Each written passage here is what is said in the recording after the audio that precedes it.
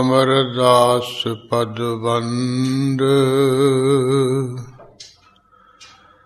ਰਾਮਦਾਸ ਅਰਜਨ ਗੁਰੂ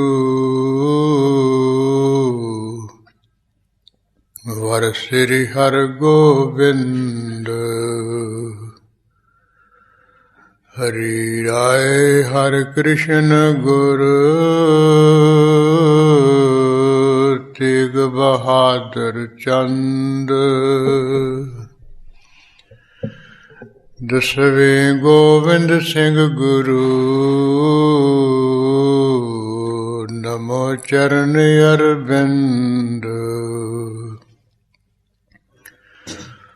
ਸ਼੍ਰੀ ਗੁਰ ਸ਼ਬਦ ਕਮਾਏ ਜਿਨ ਜੀਤੇ ਪੰਚ ਵਿਕਾਰ ਤਿਨ ਸੰਤਨ ਕੋ ਬੰਦਨਾ ਸਿਰ ਚਰਨਨ ਪਰਤਾਰ ਏਕ ਓੰਕਾਰਾ ਸਤਿਗੁਰੂ ਤਿਹ ਪ੍ਰਸਾਦ ਸਚ ਹੋਏ। ਵਾਹਿਗੁਰੂ ਜੀ ਕੀ ਫਤਿਹ। ਵਿਘਨ ਵਿਨਾਸ਼ਨ ਸੋਇ। ਵਾਹਿਗੁਰੂ ਜੀ ਕੀ ਫਤਿਹ।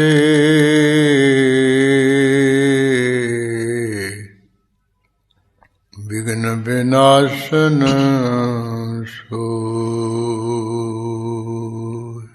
ਵਾਹਿਗੁਰੂ ਸਾਹਿਬ ਜੀਓ। ਸਵਈਆ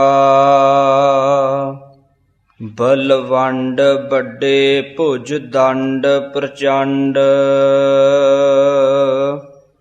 ਅਖੰਡ ਅਦੰਡ ਕਰੇ ਖਲ ਖੰਡਾ ਰਨ ਮੰਡ ਉਮੰਡ ਕਮੰਡਿਤ ਚੰਡ ਅਖੰਡਲ ਕੇ ਆਰ ਕੀਨ ਬਿਹੰਡਾ ਕਰ ਹੇਰ ਕੁਵੰਡਹ ਤੁੰਡਹ ਪੰਡ ਭਗੇ ਜਸ ਮੰਡਨ ਭਾ ਬ੍ਰਹਮੰਡਾ ਸਿੱਧ ਦਾ ਨਿੱਧ ਦਾ ਰਿੱਧ ਦਾ ਬੁੱਧ ਦਾ ਜੁਧ ਮਦ ਸਹਾਇ ਸਦਾ ਭਵ ਮੰਡਾ ਬਲਵੰਡ ਵੱਡੇ ਭੁਜ ਦੰਡ ਪ੍ਰਚੰਡ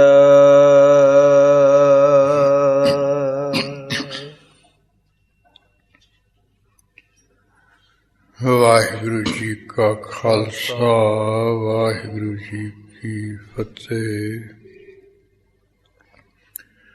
ਪਰਮ ਸਤਿਕਾਰਯੋਗ ਗੁਰੂ ਖਾਲਸਾ ਸਾਧ ਸੰਗਤ ਜੀ, ਗੁਰੂ ਮਹਾਰਾਜ ਜੀ ਦੀ ਅਪਾਰ ਰਹਿਮਤ ਬਖਸ਼ਿਸ਼ ਦਾ ਸਦਕਾ ਆਪਾਂ ਅੰਮ੍ਰਿਤ ਵੇਲੇ ਤਾਈਂ ਗੁਰੂ ਮਹਾਰਾਜ ਦੀ ਹਾਜ਼ਰੀਆਂ ਭਰਦੇ ਹੋਏ ਸੰਗਤ ਰੂਪ ਵਿੱਚ ਜੁੜ ਕੇ ਕੀਰਤਨ ਤੋਂ ਬਾਅਦ ਸਤਿਗੁਰੂ ਗੁਰੂ ਨਾਨਕ ਸਾਹਿਬ ਜੀ ਦਾ ਸੋਹਣਾ ਸੁੰਦਰ ਇਤਿਹਾਸ ਜੋ ਚੂੜਾਮਣ ਕਵੀ ਸੰਤੋਖ ਸਿੰਘ ਜੀ ਨੇ ਸੋਹਣਾ ਛੰਦਾਬੰਦੀ ਵਿੱਚ ਲਿਖਿਆ ਹੈ, ਉਹਨੂੰ ਪੜ੍ਹਨਾ ਸੁਣਨਾ ਪ੍ਰਾਰੰਭ ਕੀਤਾ ਹੈ।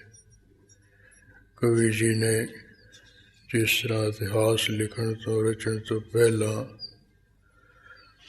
10 ਜਾਮਿਆਂ ਦੇ ਮਹਿਮਾ ਦੇ ਮੰਗਲ ਕੀਤੇ, ਫਿਰ ਗੁਰੂ ਮਹਾਰਾਜ ਗੁਰਮੰਤਰ ਵਾਹਿਗੁਰੂ ਦੀ ਮਹਿਮਾ ਬਿਆਨ ਕੀਤੀ। ਉਸ ਤੋਂ ਅੱਗੇ ਜਿਹੜੀ ਗੁਰੂ ਕੀ ਇਹ ਕਥਾ ਹੈ, ਗੁਰੂ ਮਹਾਰਾਜ ਦੀ ਮਹਿਮਾ ਵਡਿਆਈ ਹੈ, ਕੀਰਤੀ ਹੈ, ਇਹ ਤਾਂ ਇਉਂ ਹੈ ਜਿਸ ਤਰ੍ਹਾਂ ਕੋਈ ਸੋਹਣੀ ਨਦੀ ਹੋਵੇ, ਨਿਰਮਲ ਜਲ ਵਾਲੀ ਹੋਵੇ, ਇਸ ਤਰ੍ਹਾਂ ਜਿਹੜੀ ਨਦੀ ਹੈ ਗੁਰੂ ਕੀ, ਇਹ ਵਡਿਆਈ ਰੂਪ, ਕੀਰਤੀ ਰੂਪ, ਇਹ ਮੰਗਲਾਂ ਨੂੰ ਕਰਨ ਵਾਲੀ, ਖੁਸ਼ੀਆਂ ਬਖਸ਼ਣ ਵਾਲੀ ਹੈ। ਵਿਘਨਾਂ ਕਲੇਸ਼ਾਂ ਨੂੰ, ਮੰਗਲਾਂ ਨੂੰ ਨਾਸ਼ ਕਰਨ ਵਾਲੀ ਹੈ। ਸੰਸਾਰ ਦੇ ਵਿੱਚ ਜਿਹੜੇ ਤਰ੍ਹਾਂ ਤਰ੍ਹਾਂ ਦੇ ਬੰਧਨ ਹਨ, ਜਕੜ ਜਾਂਦਾ ਹੈ। ਇਹ ਵਿਰਸ਼ਾਂ ਦੇ ਵਾਂਗ ਹੈ, ਇਹਦੇ ਸਹਿਤ ਹੀ ਭਰਮ ਤੇ ਬੇਮੁਖਤਾ ਰੂਪੀ ਜਿਹੜੇ ਕਿਨਾਰੇ ਹੈ, ਇਹ ਜਿਹੜੀ ਗੁਰੂ ਕੀ ਕਥਾ ਹੈ, ਕੀਰਤੀ, ਇਹਦਾ ਜਿਹੜਾ ਕਹਿਣਾ ਸੁਣਨਾ, ਇਹਦਾ ਪ੍ਰਵਾਹ ਦਾ ਚੱਲਣਾ ਹੈ। ਜਿੱਥੇ ਚੱਲ ਪੈਂਦੀ ਉੱਥੇ ਭਰਮ ਤੇ ਬੇਮੁਖ ਰੂਪੀ ਕਿਨਾਰਿਆਂ ਵੀ ਬੁੱਢਾ ਹੀ ਢਾ ਦਿੰਦੀ, ਉਖੇੜ ਦਿੰਦੀ ਹੈ। ਐਸੀ ਗੁਰੂ ਨਾਨਕ ਸਾਹਿਬ ਜੀ ਦੀ ਮਹਿਮਾ ਵਡਿਆਈ ਵਾਲੀ ਜਿਹੜੀ ਕਥਾ ਰੂਪੀ ਨਦੀ ਹੈ। ਇਹਦੇ ਵਿੱਚ ਜਿਹੜੇ ਗੁਰੂ ਕੇ ਸਿੱਖ ਹੈ, ਉਹ ਗੁਰੂ ਕੀ ਕਿਹੜੀ ਕਥਾ ਸੁਣਦੇ ਮਾਨੋ ਕਹਿੰਦੇ ਇਸ਼ਨਾਨ ਕਰਦੇ।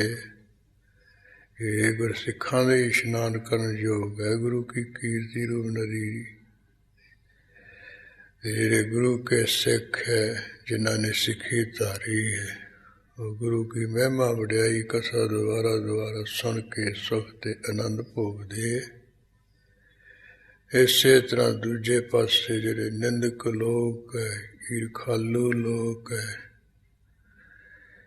ਉਹਨਾਂ ਦੇ ਕਹਿੰਦੇ ਇਹ ਗੁਰੂ ਕੀ ਵਡਿਆਈ ਦੀ ਕਥਾ ਸੁਣਨ ਯੋਗ ਨਹੀਂ। ਉਹ ਤਾਂ ਸੁਣ ਕੇ ਸਗੋਂ ਦੁੱਖ ਨਾਲ ਸੜਦੇ ਮਚਦੇ ਨੇ।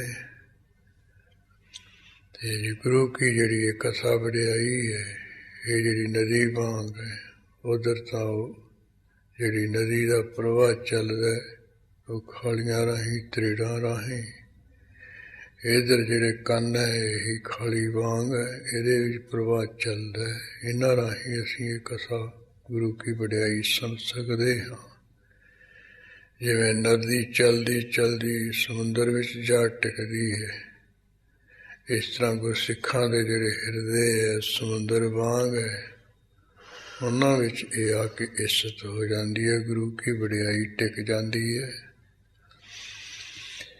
ਇਸ ਤਰ੍ਹਾਂ ਜਿਵੇਂ ਸਮੁੰਦਰ ਵਿੱਚ ਜਿਹੜੀ ਛਿੱਪੀ ਹੁੰਦੀ ਹੈ, ਤੇ ਜਦੋਂ ਉਹ ਉੱਪਰ ਤਰਦੀ ਹੈ, ਇਸੇ ਤਰ੍ਹਾਂ ਫਿਰ ਗੁਰਸਿੱਖਾਂ ਦੀ ਜਿਹੜੀ ਬੁੱਧੀ ਹੈ, ਉਹ ਛਿੱਪੀ ਵਾਂਗ ਹੈ, ਤੇ ਉੱਪਰ ਤਰਦੀ ਹੈ, ਉਪਰਾਮ ਹੁੰਦੀ ਸੰਸਾਰ ਤੋਂ। ਤੇ ਪ੍ਰੇਮ ਰੂਪੀ ਜਿਹੜੀ ਸਵੰਤੀ ਬੂੰਦ ਉਹਦੀ ਚਾਹਨਾ ਕਰਦੀ ਹੈ। ਜਦੋਂ ਸਵੰਤੀ ਬੂੰਦ ਜਿਹੜੀ ਪ੍ਰੇਮ ਦੀ ਆ ਕੇ ਛੋ ਗਈ, ਉਦੋਂ ਬੁੱਧੀ ਰੂਪੀ ਜਿਹੜੀ ਸਿੱਧੀ ਹੈ, ਇੱਥੇ ਮੋਤੀ ਪੈਦਾ ਹੋ ਜਾਂਦਾ ਹੈ।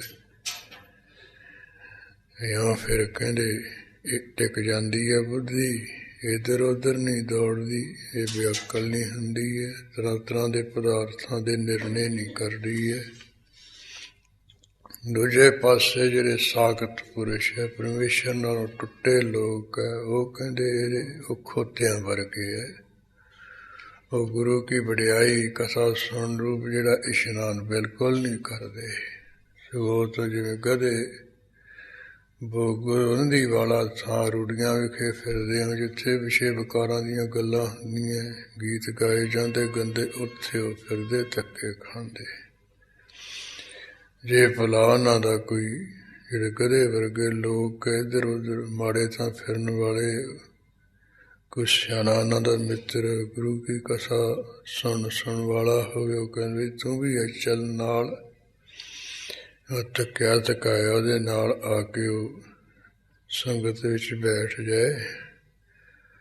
ਉਹ ਕਹਿੰਦੇ ਗਧੇ ਵਰਗਾ ਜਿਹੜਾ ਮਨੁੱਖ ਹੈ ਨਾ, ਉੱਥੇ ਵੀ ਉਹ ਲਾਭ ਨਹੀਂ ਲੈ ਸਕਦਾ, ਉੱਥੇ ਵੀ ਆ ਕੇ ਨੂੰ ਨੀਂਦ ਦਾ ਰੋਗ ਚਿੰਬੜ ਜਾਂਦਾ, ਸੌ ਜਾਂਦਾ ਹੈ। ਇਸ ਕਰਕੇ ਬੇਮੁਖ ਲੋਕਾਂ ਦੇ, ਈਰਖਾਲੂ ਨਿੰਦਕਾਂ ਦੇ ਲੋਕ ਇਹ ਕਥਾ ਸੁਣਨ ਯੋਗ ਨਹੀਂ ਹੈ। ਇਹ ਤਾਂ ਗੁਰੂ ਕੇ ਸਿੱਖ ਜਿਹੜੇ ਹੈ, ਉਹੀ ਇਸ਼ਨਾਨ ਕਰਦੇ ਸੁਣਨ ਰੂਪ। ਇਸ ਕਰਕੇ ਕਵੀ ਜੀ ਨੇ ਅਖੀਰ ਤੇ ਕਿਹਾ ਵੀ ਵੇਖੋ ਵੀ ਗੁਰੂ ਕੀ ਜਿਹੜੀ ਹੈ ਕੀਰਤੀ ਵਡਿਆਈ ਰੂਪੀ ਨਦੀ ਹੈ, ਇਹਦਾ ਕਿਨਾਰਾ ਹੈ ਸਾਧ ਸੰਗਤ। ਇੱਥੇ ਆ ਗਿਆ ਉਹ ਮਨਮੁਖ ਕਿ ਸੁਣ ਰੂਪ ਫਿਰ ਵੀ ਉਹਦਾ ਇਸ਼ਨਾਨ ਨਹੀਂ ਹੋ ਸਕਿਆ, ਉਹ ਸੁਣ ਕੇ ਸ਼ੁੱਧ ਨਹੀਂ ਹੋ ਸਕਿਆ ਹੈ। ਗੁਰੂ ਦੇ ਜਸ ਦੇ ਗੂੜੇ ਰੰਗ ਵਿੱਚ ਆਪਣੇ ਮਨ ਨੂੰ ਰੰਗਣਾ ਸੀ, ਉੱਥੇ ਨਾ ਰੰਗ ਸਕਿਆ। ਸਗੋਂ ਮਨ ਕਹਿੰਦੇ ਇੱਧਰ ਉੱਧਰ ਹੀ ਮਨੁੱਖ ਦਾ ਫਿਰਦਾ ਰਿਹਾ। ਹਾਂ, ਗੁਰੂ ਕੀ ਸਤਸੰਗਤ ਵਿੱਚ ਆ ਕੇ ਵੀ ਉਹ ਲਾਭ ਨਹੀਂ ਲੈ ਸਕਿਆ ਹੈ। ਇਸ ਤਰ੍ਹਾਂ ਇਹ ਗੁਰੂ ਮਹਾਰਾਜ ਦੀ ਜਿਹੜੀ ਇਹ ਵਡਿਆਈ ਹੈ, ਕੀਰਤੀ ਵਾਲੀ ਕਥਾ ਹੈ, ਇਹਦੀ ਮਹਿਮਾ ਕੀਤੀ ਕਵੀ ਜੀ ਨੇ। ਅੱਜ ਅੱਗੇ ਹੁਣ ਜਿਹੜਾ ਗੁਰੂ ਕਾ ਇਤਿਹਾਸ ਹੈ, ਗੁਰੂ ਕੀ ਮਹਾਰਾਜ ਦੀ ਕਥਾ ਹੈ, ਜਿਸ ਤਰ੍ਹਾਂ ਇਹਦਾ ਮੁੱਢ ਵੱਜਿਆ ਤੇ ਕਿਵੇਂ ਗੁਰੂ ਮਹਾਰਾਜ ਦੀ ਕਥਾ ਲਿਖੀ ਗਈ, ਕਿਵੇਂ ਸਾਰੀ ਬਾਲ ਲੀਲਾ ਅਵਤਾਰ ਧਾਰਨ ਦੀ ਕਥਾ ਲਿਖੀ ਗਈ, ਉਹ ਕੁਝ ਕਵੀ ਸੰਤੋਖ ਸਿੰਘ ਜੀ ਕਾਰਨ ਦੱਸ ਰਹੇ ਹਨ। ਸਭ ਤੋਂ ਪਹਿਲਾਂ ਜੋ ਗੁਰੂ ਨਾਨਕ ਸਾਹਿਬ ਮਹਾਰਾਜ ਦੀ ਮਹਾਨ ਪਵਿੱਤਰ ਬਾਣੀ ਹੈ, ਉਸਦੀ ਮਹਿਮਾ ਦਾ ਬਲ ਮੰਗਲ ਕਰ ਰਹੇ ਵੀ ਜਿਵੇਂ ਗੁਰੂ ਨਾਨਕ ਸਾਹਿਬ ਜੀ ਆਪ ਮਹਾਨ ਹੈ, ਇਸ ਤਰ੍ਹਾਂ ਉਹਨਾਂ ਦੀ ਜਿਹੜੀ ਬਾਣੀ ਹੈ, ਇਹ ਤੁਰਕੀ ਬਾਣੀ, ਸੱਚ ਕੀ ਬਾਣੀ ਹੈ, ਉਹ ਵੀ ਉਹਨਾਂ ਵਰਗੀ ਮਹਾਨ ਹੈ। ਉਹ ਵੀ ਬੜੀ ਬਲ ਵਾਲੀ ਹੈ। ਜਿਹੜੇ ਬੜੇ ਬੜੇ ਬਲ ਵਾਲੇ ਸੀ ਤੇ ਬੜੇ ਬੜੇ ਮਜ਼ਬੂਤ ਢੋਲਿਆਂ ਵਰਗੇ ਟੈਲ ਸੀ, ਉਹਨਾਂ ਨੂੰ ਵੀ ਗੁਰੂ ਨਾਨਕ ਦੀ ਬਾਣੀ ਨੇ ਕਹਿੰਦੇ ਸਿੱਧੇ ਕਰ ਦਿੱਤਾ। ਉਹਨਾਂ ਦੀ ਮੂਰਖਤਾਈ ਵਾਲੇ ਸੁਭਾਅ ਨੂੰ ਟੋਟੇ ਟੋਟੇ ਕਰਕੇ ਰੱਖ ਦਿੱਤਾ। ਸੋ ਗੁਰੂ ਨਾਨਕ ਸਾਹਿਬ ਜੀ ਦੀ ਬਾਣੀ ਦਾ ਮਹਿਮਾ ਦਾ ਮੰਗਲ ਕਰਕੇ ਉਦੋਂ ਬਾਅਦ ਕਵੀ ਜੀ ਜੋ ਗੁਰੂ ਨਾਨਕ ਸਾਹਿਬ ਜੀ ਦੀ ਕਥਾ ਪ੍ਰਾਰੰਭ ਕਰ ਰਹੇ, ਉਹ ਜਿਵੇਂ ਵੀ ਆਉਂਦੀ ਆਪਾਂ ਰਲ ਮਿਲ ਕੇ ਸੁਣੀਏ ਜੀ। ਬਲਵੰਡ ਵੱਡੇ ਭੁਜ ਦੰਡ ਪ੍ਰਚੰਡ, ਜਿਹੜੇ ਦੁਨੀਆ ਵਿੱਚ ਬੜੇ ਬੜੇ ਬਲ ਵਾਲੇ ਸੀ, ਬਹੁਤ ਵੱਡੇ ਬਲ ਵਾਲੇ ਸੀ, ਤੇ ਭੁਜਾ ਡੰਡ ਜਿਨ੍ਹਾਂ ਦੀਆਂ ਡੰਡੇ ਵਰਗੀਆਂ ਮਜ਼ਬੂਤ ਬਾਹਾਂ ਸੀ, ਜਾਂ ਭੁਜ ਡੰਡ ਜਿਨ੍ਹਾਂ ਦੇ ਡੋਲੇ ਬੜੇ ਮਜ਼ਬੂਤ ਸੀ, ਬੜੇ ਤਕੜੇ ਸੀ, ਤੇ ਪ੍ਰਚੰਡ ਬੜੇ ਤੇਜ ਪ੍ਰਤਾਪ ਵਾਲੇ ਸੀ, ਤਿੱਖੇ ਧਰਾਰੇ ਸੀ, ਤੇ ਅਖੰਡ ਜਿਹੜੇ ਨਹੀਂ ਖੰਡੇ ਜਾ ਸਕਦੇ ਸੀ, ਟੋਟੇ ਟੋਟੇ ਨਹੀਂ ਹੋ ਸਕਦੇ ਸੀ, ਤੇ ਅਡੰਡ ਜਿਨ੍ਹਾਂ ਨੂੰ ਕੋਈ ਡੰਡ ਨਹੀਂ ਦੇ ਸਕਦਾ ਸੀ, ਡੰਡੇ ਨਹੀਂ ਜਾ ਸਕਦੇ ਸਨ। ਅਖੰਡ ਅਦੰਡ ਕਰੇ ਖਲ ਖੰਡਾ, ਉਹਨਾਂ ਦੇ ਤਾਈ ਵੀ ਗੁਰੂ ਨਾਨਕ ਸਾਹਿਬ ਦੀ ਪਵਿੱਤਰ ਬਾਣੀ ਨੇ ਜਿਹੜੇ ਉਹ ਸਾਨਾ ਇਹੋ ਜਿਹੇ ਉਹਨਾਂ ਦੇ ਖਲ ਖੰਡਾ, ਮੂਰਖਤਾਈ ਦਾ ਵਾਲਾ ਜਿਹੜਾ ਸੁਭਾਅ ਹੈ, ਉਹਨੂੰ ਟੋਟੇ ਟੋਟੇ ਕਰ ਸੁੱਟਿਆ। ਉਹ ਸਿਆਣੇ ਬਣ ਗਏ ਗੁਰੂ ਨਾਨਕ ਦੀ ਬਾਣੀ ਕਰਕੇ। ਜਿਵੇਂ ਉਹ ਕਰੋੜੀਆ ਮਲ ਖੱਤਰੀ ਦੇ ਆਉਂਦਾ ਪ੍ਰਸੰਗ,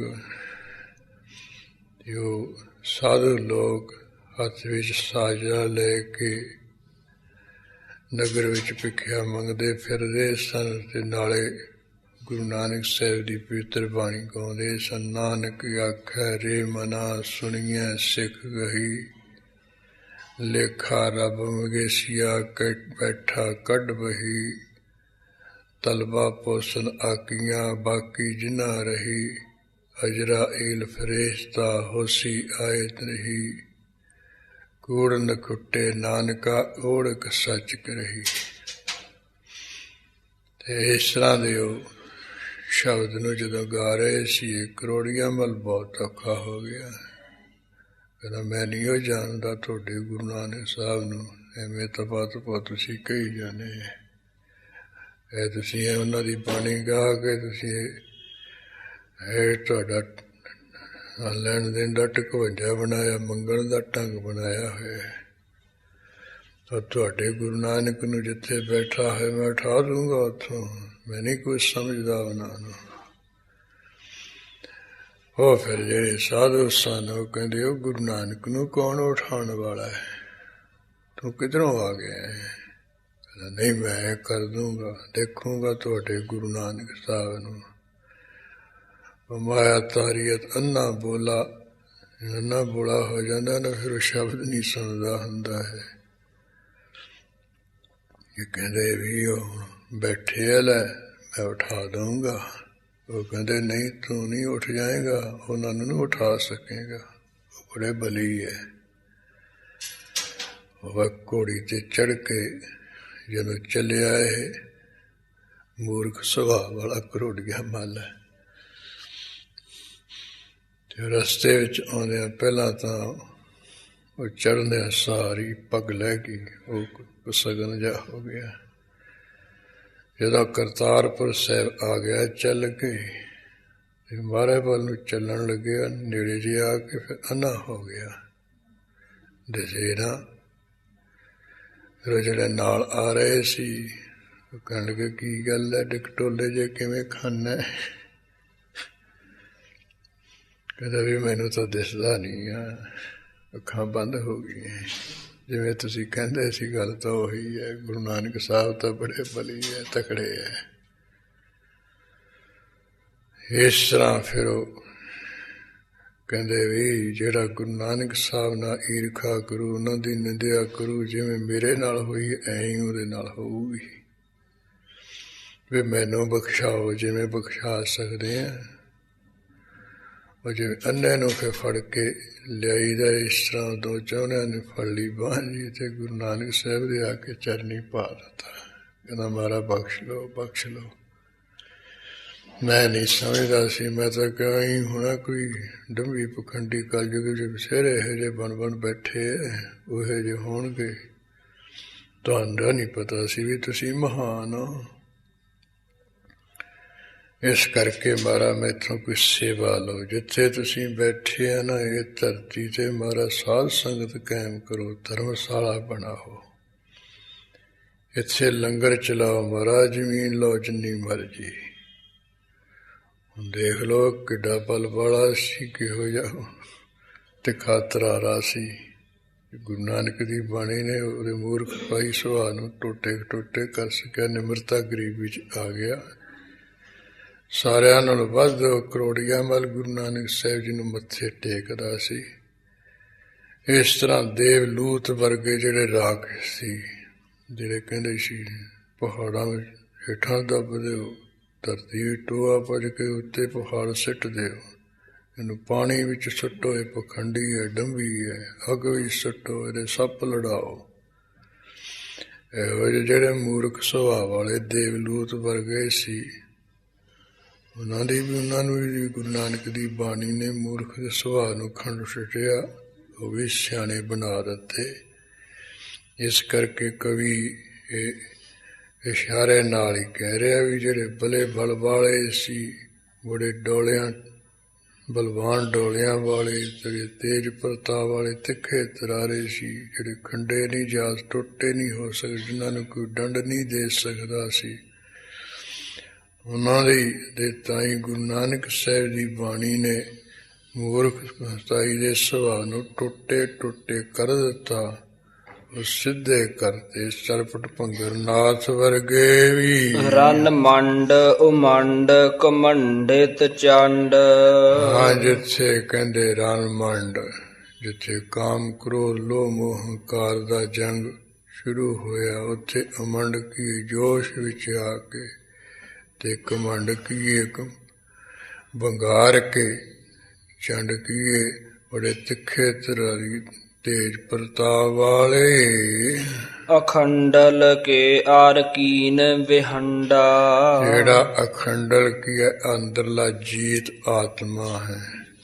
ਇਹ ਇੰਦਰ ਵਾਂਗ ਹੈ, ਇੰਦਰ ਰੂਪ ਜਿਹੜਾ ਜੀਵ ਆਤਮਾ ਹੈ। ਤੇ ਜਿਹੜੇ ਬੈਰੀ ਸਨ ਕਾਮ ਕ੍ਰੋਧ ਲੋਭ ਮੋਹ, ਉਹਨਾਂ ਦੇ ਤਾਈਂ ਗੁਰੂ ਨਾਨਕ ਸਾਹਿਬ ਦੀ ਬਾਣੀ ਨੇ ਵਿਹੰਡਾ ਕੀ ਨਾਸ਼ ਕਰ ਦਿੱਤਾ, ਬਿਲਕੁਲ ਹੀ ਟੁੱਟੇ ਟੁੱਟੇ ਕਰ ਛੱਡਿਆ ਹੈ। ਕਰ ਹੇਰ ਕੁਵੰਡ ਹੈ ਤੁੰਡ ਹੈ ਪੰਡ। ਗੁਰੂ ਨਾਨਕ ਸਾਹਿਬ ਦੀ ਜਿਹੜੀ ਪਵਿੱਤਰ ਬਾਣੀ ਹੈ, ਉਹ ਧਰਮ ਰੂਪੀ ਜਿਹੜਾ ਹੱਥ ਹੈ, ਧਰਮ ਰੂਪੀ ਜਿਹੜਾ ਤਨਕ ਹੈ, ਉਹ ਮਹਾਰਾਜ ਦੇ ਹੱਥਾਂ ਦੇ ਵਿੱਚ ਦੇਖ ਕੇ ਕਹਿੰਦੇ ਜਿਹੜੇ ਕੋਈ ਬੜੇ ਦੁਸ਼ਟ ਲੋਕ ਸੀ, ਉਹ ਆਪਣਾ ਮੂੰਹ ਜਿਹੜਾ ਹੈ ਪੀਲਾ ਕਰਕੇ ਭਜ ਗਏ, ਭਗੌੜੇ ਹੋ ਗਏ। ਜਸ ਮੰਡਨ ਭਾ ਬ੍ਰਹਮੰਡਾ।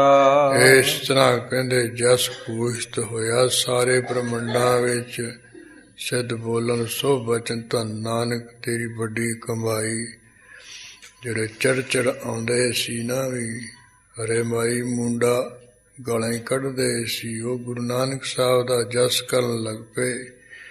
ਸਭ ਪਾਸੇ ਗੁਰੂ ਨਾਨਕ ਸਾਹਿਬ ਤੇ ਗੁਰੂ ਨਾਨਕ ਸਾਹਿਬ ਦੀ ਬਾਣੀ ਦਾ ਜਸ ਕਹਿੰਦੇ ਭੂਸ਼ਿਤ ਹੋਇਆ, ਫੈਲ ਗਿਆ। ਸਿੱਧ ਦਾ ਨਿੱਧ ਦਾ ਰਿੱਧ ਦਾ ਬੁੱਧ ਦਾ। ਗੁਰੂ ਨਾਨਕ ਸਾਹਿਬ ਵਾਂਗ ਗੁਰੂ ਨਾਨਕ ਦੀ ਜਿਹੜੀ ਬਾਣੀ ਹੈ ਸਿੱਧੀਆਂ ਦੇ ਦੇਣ ਵਾਲੀ ਦਾਤਾ ਹੈ। ਜਿਹੜੀਆਂ ਨੌ ਨਦੀਆਂ ਉਹਦੇ ਦੇਣ ਵਾਲੀ ਵੀ ਦਾਤਾ ਹੈ, ਰਿੱਧੀਆਂ ਦੀ ਵੀ ਦਾਤਾ ਹੈ, ਤੇ ਆਤਮ ਵਿਸ਼ੈਨੀ ਬੁੱਧ ਦੀ ਵੀ ਦੇਣ ਵਾਲੀ ਦਾਤਾ ਹੈ। ਜੁਦ ਮਦ ਸਹਾਏ ਸਦਾ ਭਵ ਮੰਡਾ। ਜਿਹੜਾ ਕਾਮ ਕ੍ਰੋਧ ਦਾ ਜੰਗ ਜਦੋਂ ਸ਼ੁਰੂ ਹੋ ਜਾਏ ਉਹਦੇ ਵਿੱਚ ਵੀ ਗੁਰੂ ਨਾਨਕ ਸਾਹਿਬ ਦੀ ਬਾਣੀ ਸਹਾਇਤਾ ਕਰਨ ਵਾਲੀ ਹੈ। ਇਸ ਤਰ੍ਹਾਂ ਜਿਹੜਾ ਮਨੁੱਖਾ ਜਨਮ ਹੈ ਇਹਨੂੰ ਵੀ ਸੰਸਾਰ ਦੇ ਵਿੱਚ ਗੁਰੂ ਨਾਨਕ ਦੀ ਬਾਣੀ ਸਵਾਰ ਦੇਣ ਵਾਲੀ ਹੈ, ਸਜਾ ਬਜਾਣ ਦੇਣ ਵਿੱਚ ਸਫਲ ਕਰ ਦੇਣ ਵਾਲੀ ਹੈ। ਇਸ ਤਰ੍ਹਾਂ ਸੰਸਾਰ ਦੇ ਵਿੱਚ ਗੁਰੂ ਨਾਨਕ ਦੀ ਬਾਣੀ ਦਾ ਜਿਹੜਾ ਉਹ ਪ੍ਰਤੇਜ ਪ੍ਰਤਾਪ ਹੈ ਭੂਸ਼ਿਤ ਹੋ ਰਿਹਾ ਹੈ, ਸਜਬਜ ਹੋ ਰਿਹਾ, ਸਜ ਰਿਹਾ ਹੈ। ਦੋਹਰਾ ਬੰਦੋ ਸੰਤ ਸੰਦੋਹੇ ਪਦ। ਹੁਣ ਜਿਹੜੇ ਗੁਰੂ ਨਾਨਕ ਦੀ ਬਾਣੀ ਨੂੰ ਅੱਠੇ ਪਹਿਰ ਪੜ੍ਹਨ ਵਾਲੇ ਹੈ ਤੇ ਗੁਰੂ ਮੰਤਰ ਦਾ ਜਾਪ ਕਰਨ ਵਾਲੇ ਹੈ ਸੰਤ।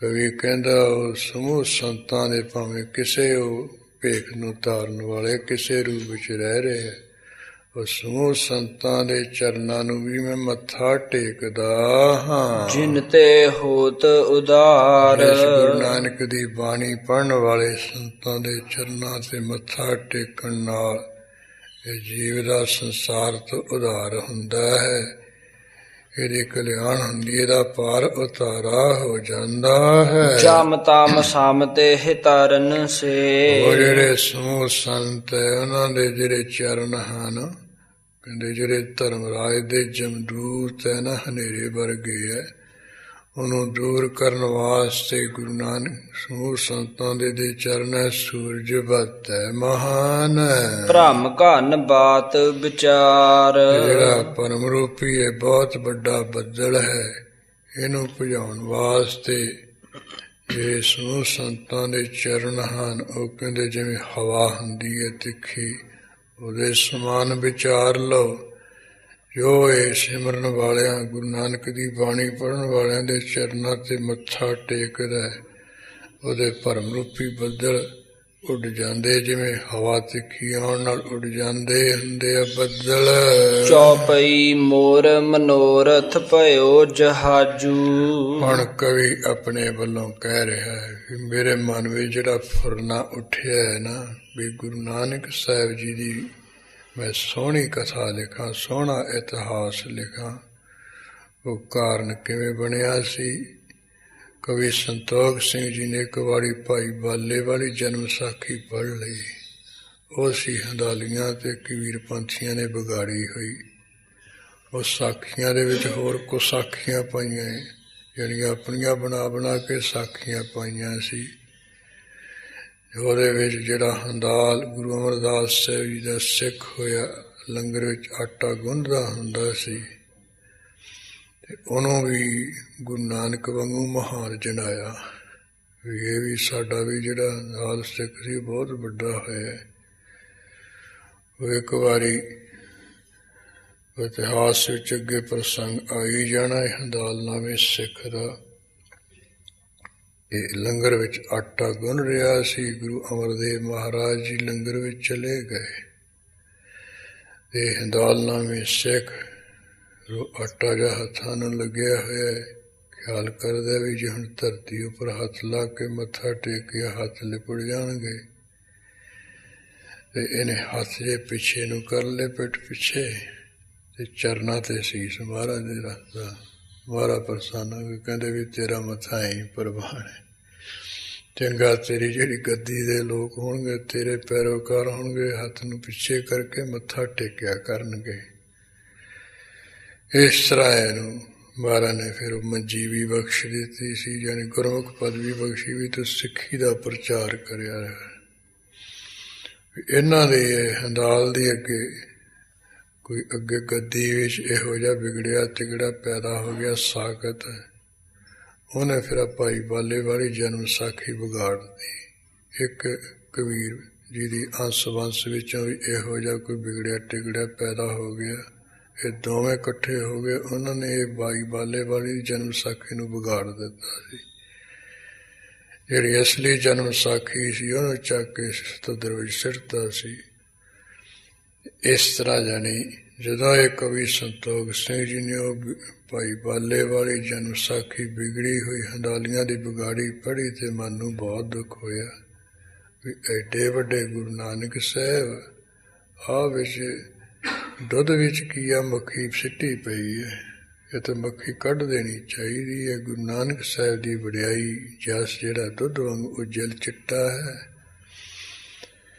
ਇਸ ਕਰਕੇ ਫਿਰ ਕਵੀ ਦੇ ਮਨ ਵਿੱਚ ਫੁਰਨਾ ਹੋਇਆ ਸੀ ਵੀ ਇਹ ਜਿਹੜਾ ਗੁਰੂ ਨਾਨਕ ਸਾਹਿਬ ਜਿਵੇਂ ਮਹਾਨ, ਇਸੇ ਤਰ੍ਹਾਂ ਉਹਨਾਂ ਦਾ ਇਤਿਹਾਸ ਵੀ ਸੋਹਣਾ ਸੁੰਦਰ ਨਿਰਮਲ ਸ਼ੁੱਧੀ ਲਿਖਿਆ ਜਾਏ।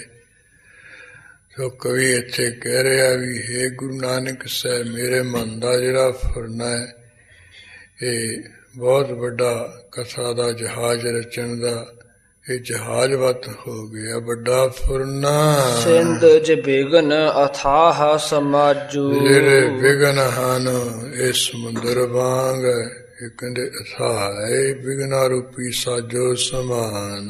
ਕਰਨ ਧਾਰ ਕਰਹੀ ਗੁਰ ਕਰਨਾ, ਜੇ ਗੁਰੂ ਨਾਨਕ ਸਾਹਿਬ ਜੀ ਕਹਿੰਦੇ ਜਿਵੇਂ ਜਹਾਜ਼ ਨੂੰ ਚਲਾਉਣ ਵਾਲਾ ਹੁੰਦਾ, ਉਹ ਬੇੜੇ ਨੂੰ ਚਲਾਉਣ ਵਾਲਾ ਮਲਾਹ ਹੁੰਦਾ, ਇਸ ਤਰ੍ਹਾਂ ਜੇ ਗੁਰੂ ਨਾਨਕ ਸਾਹਿਬ ਜੀ ਉਹ ਮਲਾਹ ਵਾਂਗੂ ਮੇਰੇ ਤੇ ਕਿਰਪਾ ਕਰ ਦੇਣਗੇ, ਤਬ ਪਹੁੰਚੋ ਤਟਕਾਰ ਤਿੰਨ ਪਰਨਾ। ਫਿਰ ਉਹਨਾਂ ਦੇ ਚਰਨਾਂ ਦਾ ਪਰਨਾ ਕੀ ਆਸਰਾ ਲੈ ਕੇ ਮੈਂ ਕਹਿੰਦੇ ਕਿਨਾਰੇ ਤੇ ਜਾ ਪਹੁੰਚਾਂਗਾ।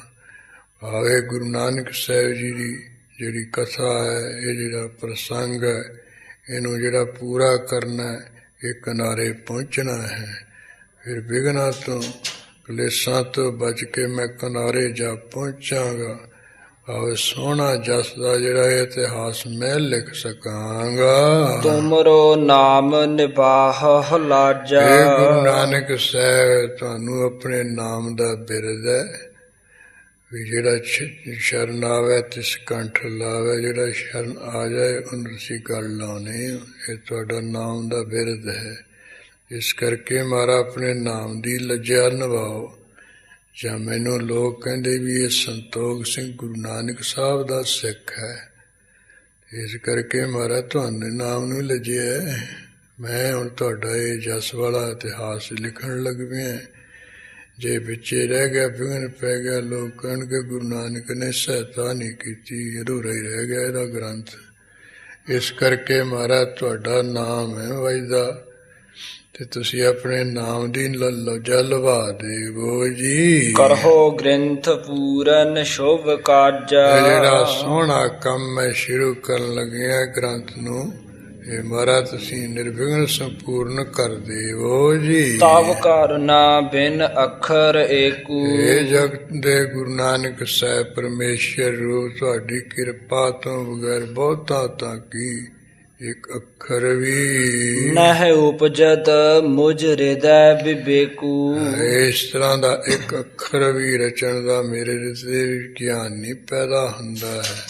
ਤੁਹਾਡੀ ਕਿਰਪਾ ਹੋ ਜਾਏ ਤੇ ਮੈਂ ਮਹਾਨ ਜਿਹੜਾ ਗ੍ਰੰਥ ਇਹਨੂੰ ਲਿਖਣ ਦਾ ਕਾਰਜ ਪੂਰਾ ਕਰ ਸਕਦਾ ਹਾਂ। ਦੋਹਰਾ ਗੁਰ ਪਗ ਪ੍ਰੇਮ ਸਮੁੰਦਰ ਸਮ, ਗੁਰੂ ਨਾਨਕ ਸਾਹਿਬ ਜੀ ਚਰਨਾਂ ਕਮਲਾਂ ਦਾ ਪ੍ਰੇਮ ਪਿਆਰ ਹੈ, ਇਹ ਤਾਂ ਮਹਾਨ ਸਮੁੰਦਰ ਦੇ ਤੁਲ ਹੈ। ਸੁਧਾ ਪਰਦ ਕਵਿਤਾ ਸੋ, ਇਹ ਪ੍ਰੇਮ ਰੂਪੀ ਸਮੁੰਦਰ ਵਿੱਚੋਂ ਜਿਵੇਂ ਸਮੁੰਦਰ ਵਿੱਚੋਂ ਅੰਮ੍ਰਿਤ ਪੈਦਾ ਹੋਇਆ, ਇਹ ਜਿਹੜੀ ਕਵਿਤਾ ਹੈ, ਇਹ ਛੰਦਾਬੰਦੀ ਵਿੱਚ ਕਵਿਤਾ ਹੈ, ਇਹ ਕਹਿੰਦੇ ਇਸ ਅੰਮ੍ਰਿਤ ਦਾ ਦਾਤਾ ਹੈ। ਸਿੱਖ ਬਿੰਦਾਰਿਕ ਪੀਵਹੀ, ਇਸ ਜਿਹੜੀ ਗੁਰੂ ਕੀ ਕਵਿਤਾ ਹੈ, ਗੁਰੂ ਕੀ ਕਥਾ ਹੈ, ਇਸ ਨੂੰ ਸਿੱਖਾਂ ਰੂਪੀ ਜਿਹੜੇ ਦੇਵਤੇ ਹੈ ਹਮੇਸ਼ਾ ਪੀ ਬਣ ਗਏ।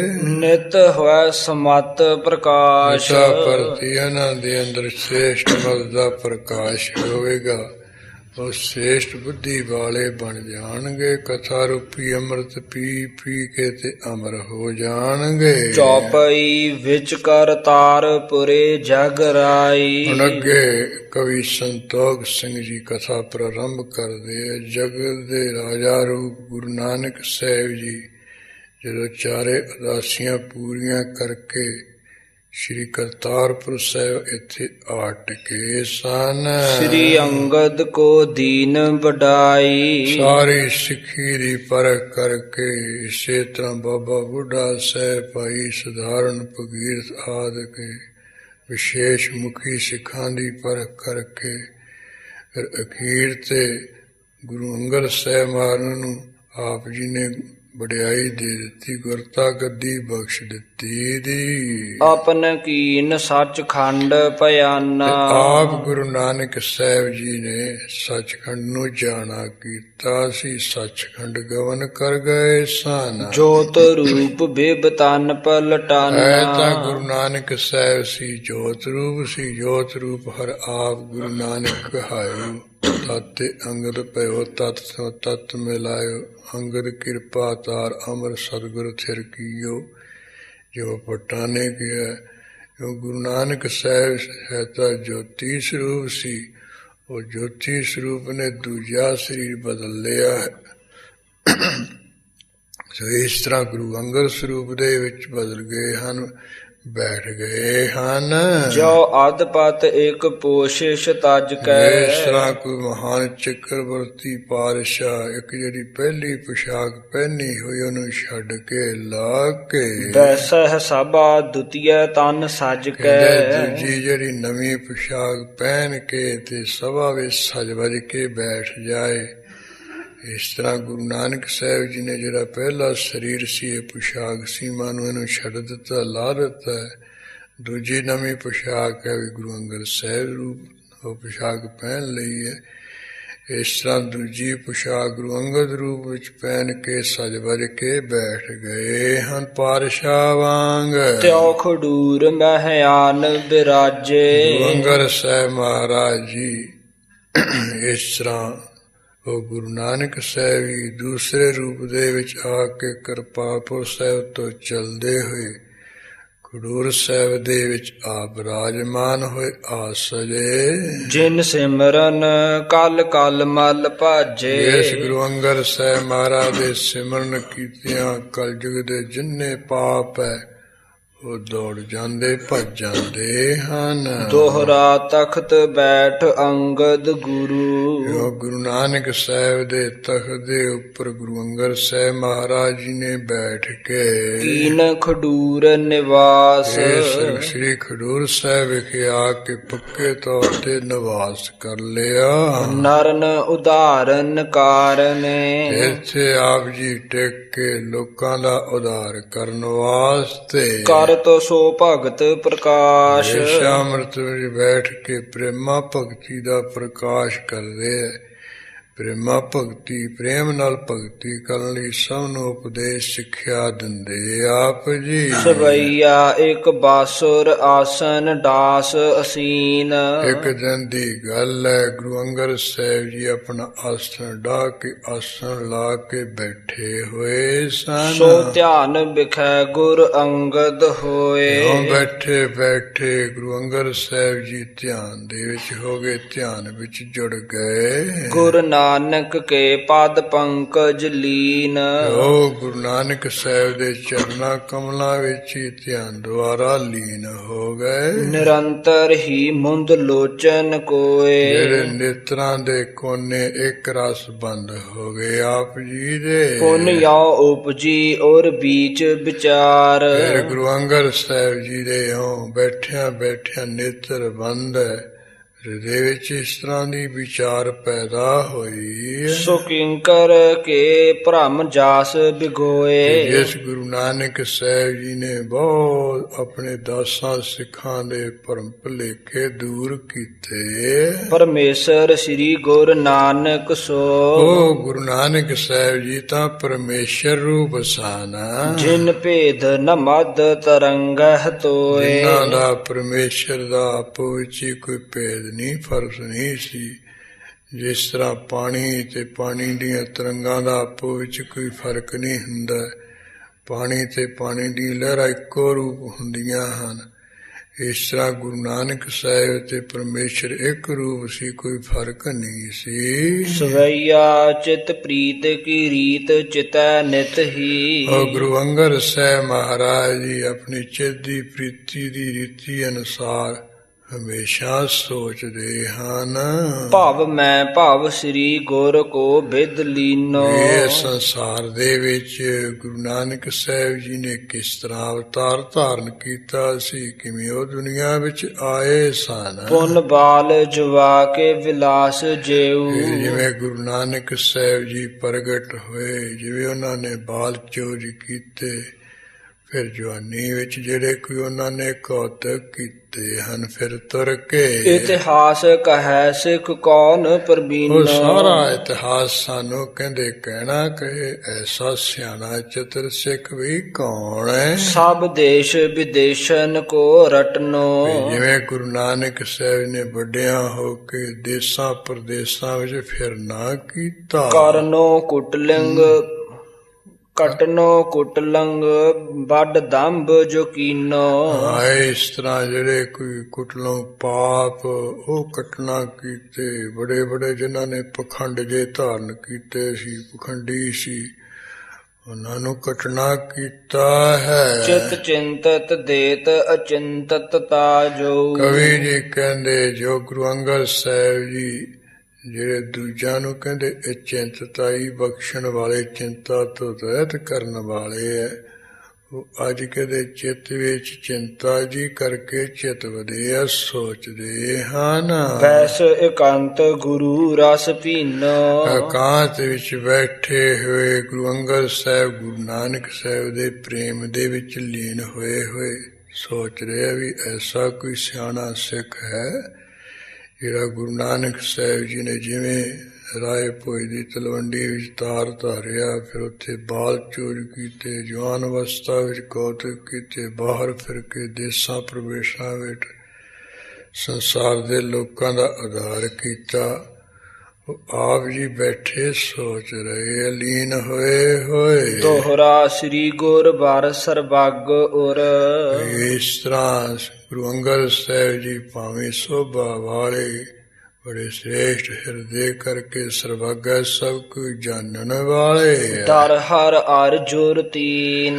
ਪਿਤਰਾਂ ਨੂੰ ਨਾਸ਼ ਕਰਨ ਵਾਲੇ, ਤੇ ਜਿਹੜੇ ਤਿੰਨੇ ਤਾਪ ਹੈ ਇਹਨਾਂ ਨੂੰ ਵੀ ਨਾਸ਼ ਕਰਨ ਵਾਲੇ ਹਨ ਗੁਰੂ ਅੰਗਦ ਸਾਹਿਬ ਜੀ। ਪੜ੍ਹ ਹੈ ਸੁਣ ਹੈ ਸਿੱਖ ਹੋਏ ਗਤ। ਉਹ ਐਸੇ ਗੁਰੂ ਅੰਗਦ ਸਾਹਿਬ ਜੀ ਵਿਚਾਰਦੇ ਆ ਵੀ ਜੇ ਕੋਈ ਆ ਜੇ ਸਿੱਖ ਸਿਆਣਾ ਤੇ ਗੁਰੂ ਮਹਾਰਾਜ ਦੇ ਸਾਰੀ ਬਾਲ ਲੀਲਾ ਸੁਣਾਏ, ਬਾਕੀ ਕੌਤਕ ਸੁਣਾਏ, ਉਹ ਫਿਰ ਕੋਈ ਗ੍ਰੰਥ ਲਿਖਿਆ ਜਾਏਗਾ, ਤੇ ਜਿਹੜੇ ਸਿੱਖ ਆ ਉਹਨੂੰ ਪੜ੍ਹਨਗੇ ਸੁਣਨਗੇ ਤੇ ਉਹ ਸਿੱਖਾਂ ਦੀ ਫਿਰ ਕਲਿਆਣ ਹੋਵੇਗੀ। ਹਿਰਦੇ ਮਨੋਰਥ ਕੀਨ। ਇਸ ਤਰ੍ਹਾਂ ਦਾ ਗੁਰੂ ਅੰਗਦ ਸਾਹਿਬ ਜੀ ਨੇ ਖਡੂਰ ਵਿੱਚ ਇਕਾਂਤ ਵਿੱਚ ਬੈਠਿਆ ਮਨ ਵਿੱਚ ਫੁਰਨਾ ਜਾ ਕਰ ਲਿਆ ਹੈ। ਚੌਪਈ ਉਤ ਬਾਲੇ ਸੰਧੂ ਸੋ ਵਿਚਾਰਾ। ਉਧਰ ਰਾਏ ਭੋਏ ਦੀ ਤਲਵੰਡੀ ਵਿੱਚ ਭਾਈ ਬਾਲਾ ਜੀ ਜੋ ਹਨ, ਉਹਨਾਂ ਨੇ ਬੈਠਿਆਂ ਕਿਤੇ ਹਿਰਦੇ ਵਿੱਚ ਸੋਚਿਆ ਵਿਚਾਰਿਆ, ਸ੍ਰੀ ਨਾਨਕ ਭੇ ਹਰ ਅਵਤਾਰਾ। ਜਿਹੜੇ ਸਾਡੇ ਨਗਰ ਦੇ ਗੁਰੂ ਨਾਨਕ ਸਾਹਿਬ ਜੀ ਸਨ, ਉਹ ਤਾਂ ਪਰਮੇਸ਼ਰ ਦਾ ਅਵਤਾਰ ਹੋਏ ਹਨ।